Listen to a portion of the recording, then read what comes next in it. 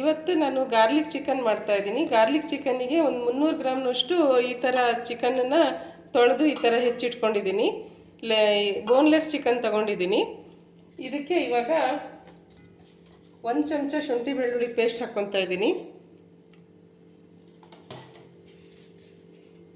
ಒಂದು ಅರ್ಧ ಚಮಚದಷ್ಟು ಖಾರದ ಪುಡಿ ಹಾಕ್ಕೊತಾ ಇದ್ದೀನಿ. ಒಂದು ಅರ್ಧ ಚಮಚದಷ್ಟು ಉಪ್ಪು ಹಾಕ್ಕೊಳ್ತಾ ಇದ್ದೀನಿ. ಆಮೇಲೆ ಒಂದು ಅರ್ಧ ನಿಂಬೆಹಣ್ಣನ್ನು ಹಿಂಡಿಟ್ಕೊಂಡಿದ್ದೀನಿ. ಇದನ್ನು ಇದಕ್ಕೆ ಹಾಕ್ಕೊತೀನಿ. ಇದನ್ನು ಇವಾಗ ನೀಟಾಗಿ ಮಿಕ್ಸ್ ಮಾಡ್ಕೊಳ್ಳೋಣ. ನಾನು ಕೈಯಲ್ಲೇ ಮಿಕ್ಸ್ ಮಾಡ್ತಾ ಇದ್ದೀನಿ.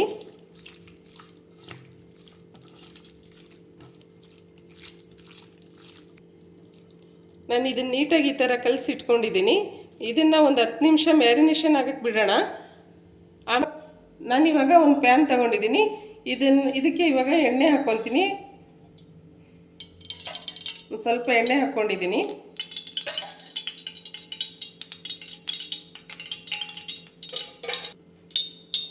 ಇವಾಗ ಎಣ್ಣೆ ಕಾದಿದೆ. ಇದಕ್ಕೆ ಇವಾಗ ಮ್ಯಾರಿನೇಷನ್ ಮಾಡಿ ಇಟ್ಕೊಂಡಿದ್ದೀನಲ್ಲ ಈ ಚಿಕನನ್ನು ಇದಕ್ಕೆ ಹಾಕ್ಕೊತೀನಿ.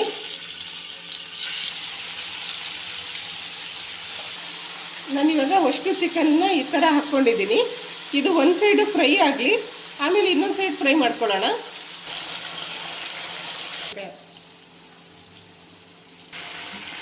ಇವಾಗ ಇದನ್ನು ಸ್ವಲ್ಪ ಉಲ್ಟ ಮಾಡ್ಕೊಳ್ಳೋಣ. ನೀಟಾಗಿ ಎರಡು ಕಡೆ ನೀಟಾಗಿ ಫ್ರೈ ಮಾಡ್ಕೊಳ್ಳೋಣ. ಇದಿವಾಗ 2 ಸೈಡ್ ಫ್ರೈ ಆಗಿದೆ, ಬೆಂದಿದೆ ನೀಟಾಗಿ. ಇಲ್ಲಿ ನೋಡಿರಿ, ಈ ಥರ ಪ್ರೆಸ್ ಮಾಡಿ ನೋಡಿದರೆ ಬೆಂದಿದೆ. 2 ಪೀಸ್ ಆಗ್ತಾ ಇದೆ. ಇದು ತೆಗೆದಿಟ್ಕೊಳ್ಳೋಣ. ಇದೇ ಎಣ್ಣೆಗೆ ಇವಾಗ ಒಂದು 2 ಸ್ಪೂನಷ್ಟು ಬೆಳ್ಳುಳ್ಳಿನ ಈ ಥರ ಸಣ್ಣದಾಗಿ ಹೆಚ್ಚಿಟ್ಕೊಂಡಿದ್ದೀನಿ. ಇದನ್ನು ಹಾಕ್ಕೊಂಡು ರೋಸ್ಟ್ ಮಾಡ್ಕೊಳ್ಳೋಣ. ಇದರಲ್ಲಿ ಫ್ರೈ ಮಾಡ್ಕೊಳ್ಳೋಣ ನೀಟಾಗಿ. ಇದನ್ನು ಗೋಲ್ಡನ್ ಬ್ರೌನ್ ಬರೋವರೆಗೂ ಫ್ರೈ ಮಾಡ್ಕೊಳ್ಳೋಣ. ಇದಿವಾಗ ಕಲರ್ ಚೇಂಜ್ ಆಗಿದೆ. ಇದಕ್ಕೆ ಇವಾಗ ಪೌಡ್ರುಗಳು ಹಾಕ್ಕೊಳ್ಳೋಣ.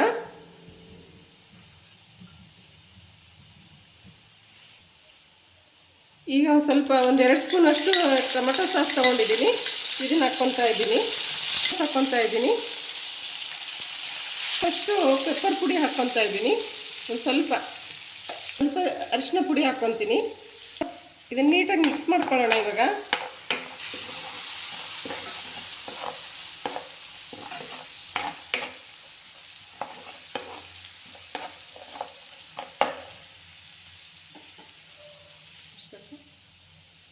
ಸ್ವಲ್ಪ ಉಪ್ಪು ಹಾಕ್ಕೊತೀನಿ.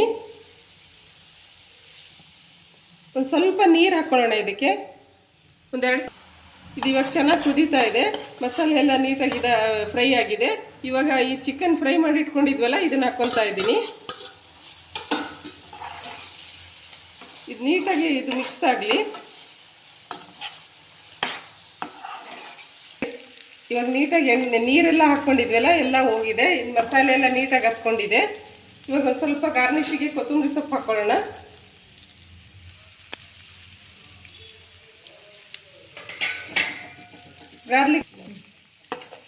ಇವಾಗ ನೋಡಿ, ಗಾರ್ಲಿಕ್ ಚಿಕನ್ ರೆಡಿಯಾಗಿದೆ.